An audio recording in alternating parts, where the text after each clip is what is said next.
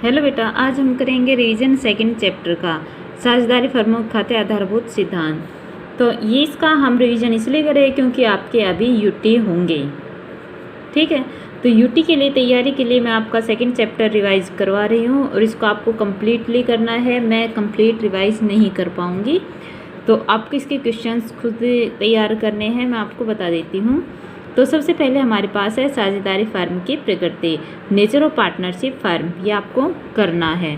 ठीक है, फिर इसकी डेफिनेशन है भारतीय साझेदारी अधिनियम 1932 की धारा 4 के अनुसार साझेदारी की परिभाषा क्या है कि साझेदारी उन व्यक्तियों का पारस्परिक संबंध है जो किसी ऐसे व्यवसाय के लाभों को बांटने के लिए सहमत हुए हैं जो सबके द्वारा अथवा उनमें से किसी एक के द्वारा सबकी ओर से संचालित किया जाता है। फिर है इसकी विशेषताएं। तो विशेषताएं क्या हैं? दो या दो से अधिक व्यक्ति, साझेदारों बीच ठहराव, व्यवसाय की उपस्थिति एवं लाभ कमाने का उद्देश्य, लाभों का बंटवारा, स्वामी और एजेंट का संबंध, व्यवसाय का संचालन सभी द्वारा अथवा सभी की तरफ से कुछ साझेदारों द्वारा। उसके बाद है हमारे पास साझेदारी संलेख पार्टनरशिप डीड। इसमें क्या क्या है? तो इसमें हमारे पास दे रखा है फर्म का नाम और पता, साझेदारों के नाम पते, साझेदारी फर्म जो व्यवसाय करना चाहती है उसकी प्रकृति, साझेदारों की पूंजी, पूंजी पर ब्याज, आहरण पर ब्याज, लाभ हानि विभाजन का अनुपात, सैलरी, गुडविल, फर्म के हिसाब किताब की अवधि, फर्म के हिसाब किताब लिखने का ढंग और लेखा पुस्तकों और अन्य परिपत्रों की सुरक्षा, लेखा परीक्षण, साझेदारी प्रारंभ करने की तिथि, साझेदारी की अवधि, गार्नर बनाम मुर्रे के निर्णय का प्रयोग, बैंक में खाते, साझेदार के प्रवेश करने के नियम और अवकाश ग्रहण करने पर हिसाब किताब चुकता करने के नियम। तो ये सब पार्टनरशिप डीड में होते हैं। ये सब पार्टनरशिप डीड के पॉइंट हैं। ठीक है, कौन कौन सी बातें हैं ये। फिर है विवादों को निपटारा अगर हो जाता है तो उनका कैसे करना है। फिर है साझेदारी संलेख का क्या काम है, क्यों जरूरी है, तो ये इसका महत्व है। उसके बाद ये कह रहा है कि साझेदारी संलेख के अभाव में लागू होने वाले नियम।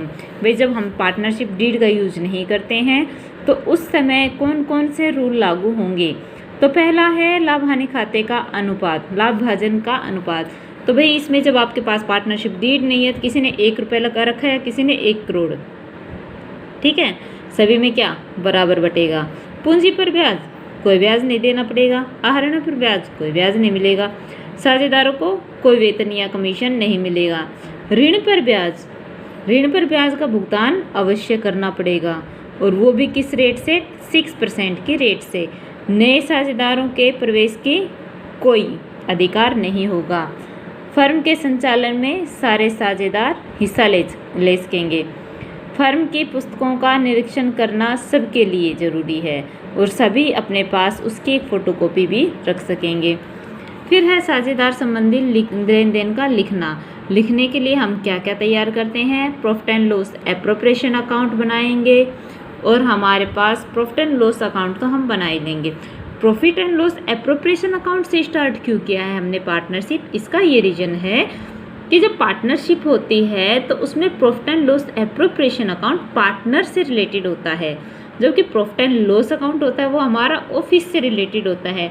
लेकिन जब पार्टनर के हैं इट मीन जो खर्चे कम करके जो हमारे पास आया, यानी कि आपके जो खर्चे हैं आपके प्रॉफिट में से लेस करने के बाद पार्टनर से रिलेटेड जो भी बचा है उसको हम कहाँ पे ट्रीट करेंगे? Profit and loss appropriation account में।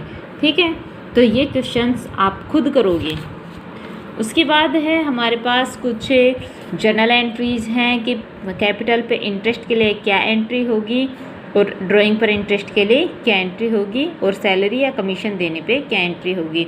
तो आपको पता है हम जो भी अकाउंट्स बनाते हैं वो बिजनेस को ध्यान में रख के बनाते हैं, ना कि किसी पार्टनर को ध्यान में रख के।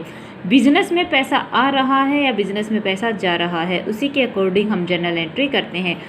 जैसे कि हमारे पास है कैपिटल पर ब्याज, बिजनेस देता है तो बिजनेस के लिए क्या है? खर्चा।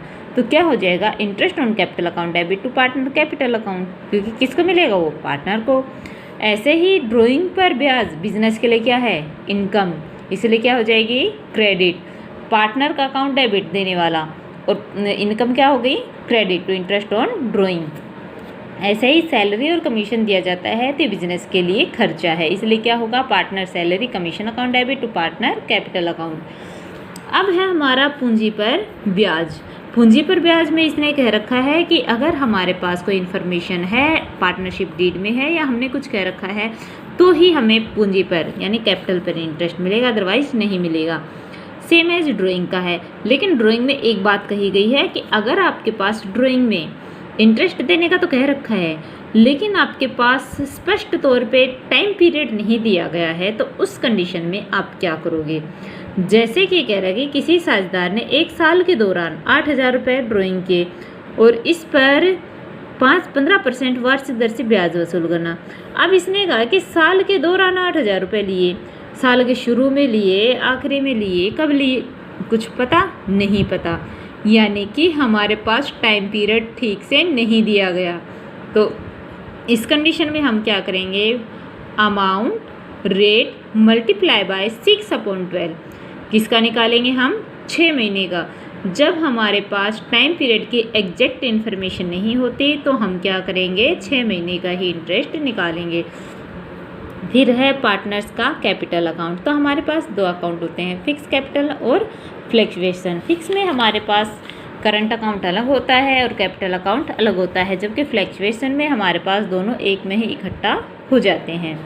और फिर हमारे पास ये क्वेश्चंस दे रखे हैं बेटा, ठीक है। तो आपको ये चैप्टर कंप्लीट करना है आज रिवाइज, और अगर इसमें कोई प्रॉब्लम है तो आप मुझे आज ही पूछ लेना। Thank you.